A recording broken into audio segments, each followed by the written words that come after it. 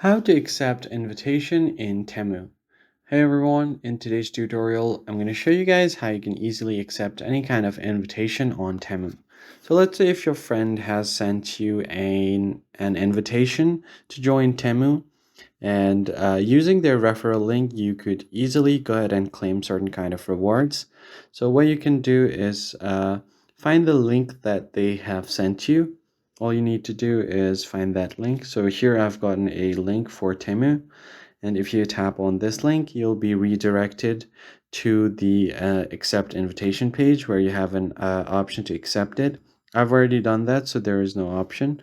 So if you tap on the accept invitation, the person that sent you the link will also get certain kind of rewards, and if there are any rewards that are that you can claim, and if there are any option to play games to claim rewards, you're just going to have to complete that, and then you should be able to accept the invitation.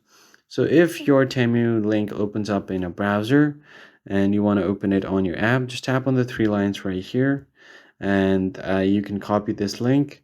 If you don't have the app, just download it from Play Store and open up your app, and then it will automatically redirect you to the application. And that's how you basically accept invitation on Temu. I hope this tutorial was helpful. I'll see you guys on the next one.